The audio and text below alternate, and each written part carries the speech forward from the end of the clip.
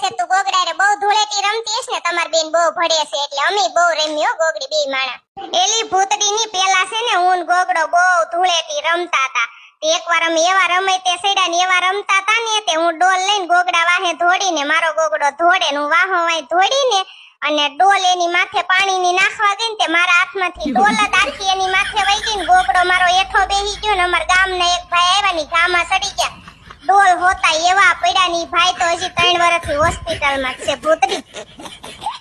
હેલી ગોગડી ની તું ક્યાં વઈ ગઈ થી કઈ રાંધું નથી મને ભૂખ લાગી છે ક્યાં ગઈ થી તું ગોગડા આપણે બાજુવાળી ઓલી સુડેલ છે ને ઈ બધા ધૂળેટી રમતા હતા ને તે હું જોવા ગઈ થી ન્યા હવે ધૂળેટીની દીકરી થાતે ઘરમાં ધ્યાન દેને ભૂખ લાગી છે હવા 12 છાતે હજી કઈ રાંધું નથી અને ન્યા ધૂળેટી જોવા વઈ ગઈ ન્યા ધૂળેટી જોવાના ચક્કરમાં આપણા ઘરમાં ઓળો હળકશે સાની મનીને રાંધવા જા આહાહા કેવી ટાઢી ટાઢી વાહર આવે સોનલબેન કોંગ્રેચ્યુલેશન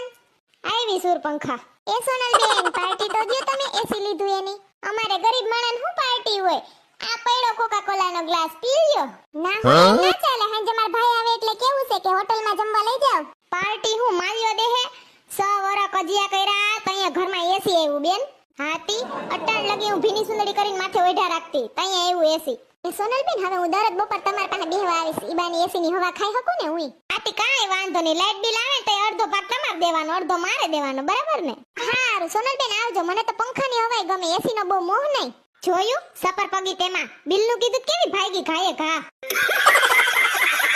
આ સાખા ઘરમાં પોતું થઈ ગયું અહીંયા એક જ જગ્યાએ બાકી હતું ન્યા જ ઉભા રહેજો પોતું હુકાઈ નીંટા લગી ઘરમાં ગરતા ની કહી દઉં છું એ સોનલ ઉતાસણીનો માલ લઈ લીધો તે હેલી નારે ના હારું થયું તે યાદ કરાવ્યું એ સાંભળો તમને કહું બજારે જાવ મમરાન ઠેલી ખજૂર પતાહા મસાલાવાળા દારિયા ને મોરા દારિયા ને ધાણી એટલું લેતા આવો પછી જ ઘરમાં ટાંગો મૂકજો આખો દી ઘરમાં ઘાણી આવતી હોય આમાં હું લઈ આવે ધાણી આહાહા આ તો કાન્યાને ખાવું હોય ને એટલે કહું છું હાસુ બોલ કાન્યાનું તો નામ છે તારે ખાવું છે ને તી માણા નથી હું અમે બે